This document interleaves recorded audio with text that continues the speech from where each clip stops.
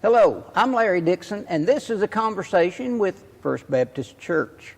With me today is Leanna Coyle-Carr, our new pastor's wife, Aaron.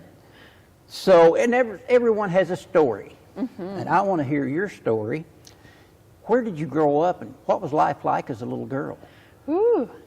Well, my dad was a pastor growing up, so I moved quite a bit, but all in the Carolinas, all in the Carolinas. I was born in Spartanburg at Mary Black Hospital in South Carolina, there in the foothills, and that's where my family's really from. They've been there for a couple hundred years and doing lots of different things. But then we moved from there, from Gaffney up above Raleigh in North Carolina. Then we moved down to Gardner-Webb University around Bowling Springs, North Carolina. Then we moved up to the mountains. Then we moved up to Raleigh again, and then landed in Chesterfield, South Carolina, which is, well, their claim to fame was that was the first meeting to secede from the Union. Heavens to Betsy. But that's where we landed. It was a good little town. I went to high school there from Thanksgiving, freshman year, all the way through graduation. That was graduation. That middle school was the only school that I went to all the way through, from beginning to end. And that was in Fuquay-Varina, North Carolina. Anyways, I moved around a lot. And my dad preached and pastored the church. My mom also several times would step up to be the music minister. She was always very, very involved in leadership in the congregation. And so we were at church all the time. I remember napping in the stained glass sunshine, you know what I mean? Where it gets so warm on the carpet. I've always felt at home in the church and with the church. And so when I was just after middle school, went on my first mission trip, actually. It was into the inner city in Nashville. We got to work with a Puerto Rican congregation, did Vacation Bible School. It was so fun. And we felt we were as hosted as much as we were helping, you know. But at the end of that week, I felt just this strong pull to my knees. I was in a flood of teenagers, my same age, and everybody was crying and carrying on, and I'm a crier. There wasn't anything happening in me except this pull to be still. My mom came down and she laid her hand on my back, and I said, "Mom, God wants something, but I don't know what it is." And my mom just said, "Honey, I think you do know." And it was in that moment that I realized that God wanted me and all of me. And so as much faith as I had at that point, I said, "Yes, God, I will be yours. I will do what you want me to do. My life is yours." And so from that point forward, I started walking the path towards ordination and full service in the church. I guess you asked about what growing up was like, but that turned more into a call story. But that really directed a lot of my life. I was 14 when that happened. So, growing up, what was life like? Well, I had two younger brothers. We're all about 2 years apart. And so we played outside all the time. We were in church or we were outside basically all the time.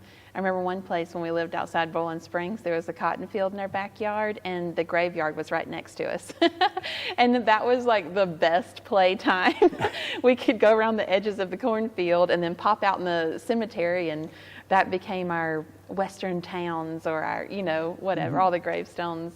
It felt really sweet to be in all of these sacred spaces, like I mentioned the stained glass windows, these sacred spaces were our spaces, We belonged there. There wasn't anything that we couldn't touch or play with because God was there, and willing to play with us. And so we had a great time, my brothers and I. I did a lot of sewing. Old-timey stuff is always my favorite. I remember one Sunday I got up and sewed a whole skirt before church started. It definitely had a little hole in it, but I wore it with pride. I had a lot of time to to create and to play. And I'm so thankful to my parents for that, because even with all the moving around and all that, that's a lot of anxiety for a kid. But despite that, I think I had a true childhood. Excellent. So what did you want to be when you grew up, that dream job? Well, I either wanted to be a hairstylist, a massage therapist, or a preacher. Those were the three. Well, that's a variety. Yes. Well, I used to turn my little doll bed up on its side and turn it into a pulpit. That's what I used to do. But I see in those things, my hair is like untamable, Larry. It's untamable. You can't tame it, and I won't ever. People always say, why don't you straighten it? And I have choice words that I choose not to say. Because, your hair is a part of your personality and how God has made you. And so that's what I see when I think about wanting to be a hairstylist. I don't care about doing hair, but like being able to champion people's personalities. And I wanted to be a massage therapist because there's so much healing and touch. And I think I would categorize myself as a healer now, and how my calling and vocation is changing. I am an ordained minister, and I am also a full-time mother and homemaker. And I think that's part of my way of participating in God's healing of the world. So all of those things, they're kind of all woven into me. The next one is Leanna Coyle-Carr. It's a hyphenated last name. How did that come about? Lord, I'm going to start a little bit farther back. My name, Leanna Michelle Coyle, originally, is, my parents were trying to come up with a name, and they thought, well, Leanne's nice, but, and they were all sitting around at lunch lunch at my granny's house, my great-grandparents' house. And Granny piped up and said, well, how about Leanna Michelle? Like Lee and Michelle, my parents are Lee and Michelle. And so my name means them, where I come from. They threw an A on there to make it spicy. And so when Aaron and I were getting married and talking through everything, we wanted our name to represent who we are and where we come from. We didn't want to forsake or leave behind any part of us. And so we decided to start working on it. And so we had the idea of, is it Carcoyle? No, that sounds like gargoyle. Well, what if we made a new name? And we thought about Carlisle, taking two parts of our names and adding an L in there. But then we thought, no, we want to really keep that tied to our clans, to our families, despite all of the joys and hardships that comes with that. So we became Coyle-Carr. I like that. So the next one is a very personal question. Yeah. Where and how did you meet Aaron? And don't leave anything out. Well, we met as seniors in high school, actually. We were both interviewing for the same scholarship at Samford, the same one. Thank goodness we both got it. But I remember I was sitting in Reed Commons at Samford University interviewing for the Pre-Ministerial Scholars Program, which was like a scholarship, which would be how I would be able to go to college at all, and a 4-year cadre and internship program that would help shape me into a minister. I remember sitting in Reed Commons and looking around at all these people interviewing with me, and I look over and there is this man, this boy in a full-out suit. I mean, every piece of his suit you could put on, he was wearing it for this interview, and I thought, look at this guy in a suit.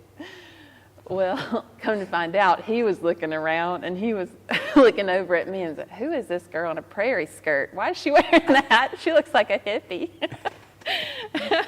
And that was our first impression of one another.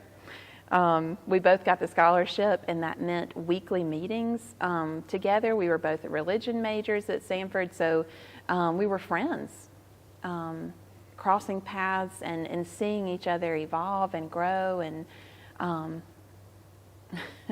thinking about one time I got on his case, and it really impressed me that Aaron didn't balk at my critique of something that had happened with a mutual friend, and I love that he listened to it. He didn't tell me to be quiet, or you what do you, it doesn't matter what you think. He didn't do that. And that impressed me, and we became better friends. But senior year, the summer before senior year, I went to South Africa. Aaron had gone to South Africa when he was in high school, and he sent me a Facebook message saying something like, when you get back, let's talk about South Africa. And I thought, oh, sure, buddy, let's do it. Oblivious. Well, we get to senior year, and we just end up overlapping a lot. We've got preaching class together, and for some reason, we're eating breakfast together like every morning. I don't know how, but our schedules just line up, and every time I'm in the calf, he's in the calf. All of this was by design on his part. But it was around fall break. The preaching class, our dear professor, Jim Barnett, he just passed away this past spring. He said, okay, the last thing we're going to do before fall break is watch this video. And it's Aaron preaching the summer before at preaching camp. And I was like, we're going to watch Aaron preaching? What in the world? Just let us go to fall break. But we started watching that. And by the end, I was crying. I told you I'm a crier, but I was crying. And I gathered up my stuff and got out as soon as I could, not to be embarrassed. And in the hallway, looking out the window, I thought, wow, I am so moved by the Spirit through this message. And I am so proud of my peer that I came in with. And also, who the heck is Aaron Carr? Who is this man? And it was very shortly after that we started dating. Mm-hmm. Well, that is interesting.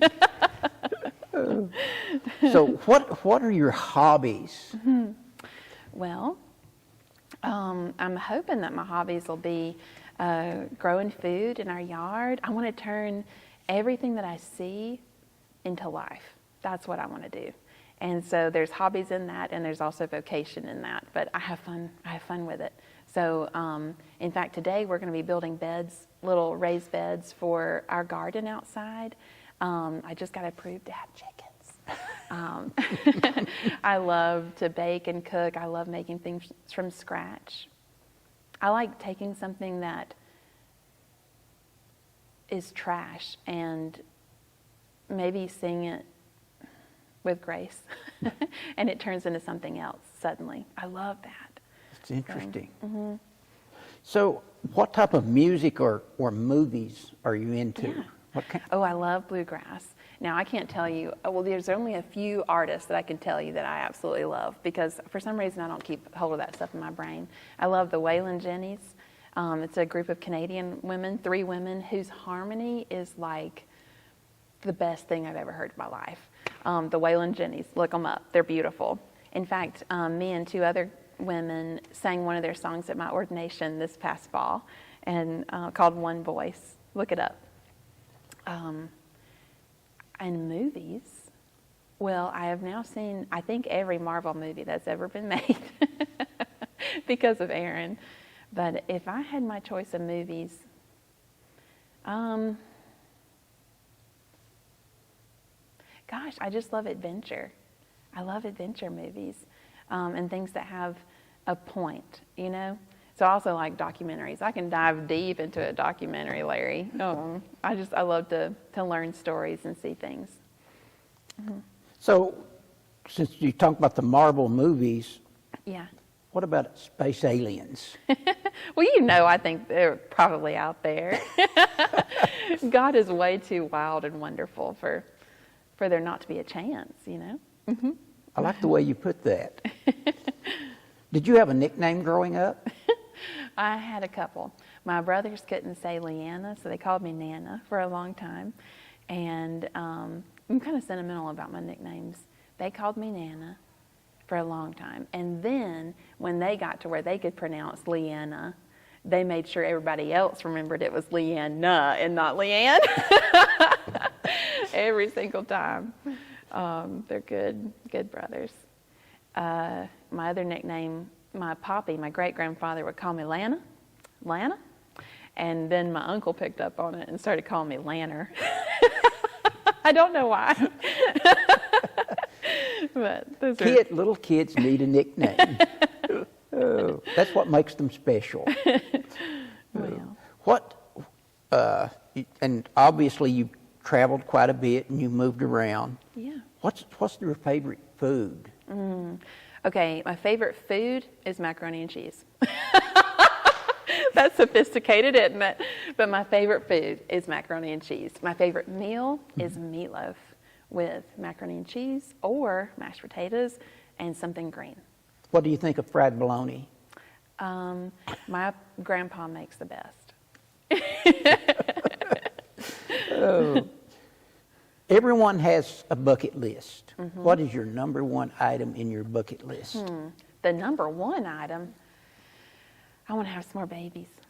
I would love to. That's what I want to do. Most everyone else wants to travel. So you want to travel to the hospital. Oh my gosh. Yeah, that's it. So what is your proudest accomplishment so far? My proudest accomplishment. When I look at my daughter Henley, I'm humbled every single day. that She is a she's- cutie. that She's here. I love being with her. I love that personally, for myself, I've learned to honor my own voice. Everything from, I remember in college being in philosophy class and the professor being so smart and wonderful, and I wanted him to be proud of me. And I was it was my first semester, and all these other kids had such intelligent things to say, and then I had something to say too, but it coming out of my mouth, I don't know, it sounded like me, like my heritage, where I'm from, my accent. And I remember it being in that class and deciding, I love my accent. I love my voice. God gave this to me. And I'm proud that I can say to that young woman inside of me, I haven't lost that voice. And doing the residency at Wilshire Baptist, I learned how to write a sermon and to preach it without feeling like I'm going to die.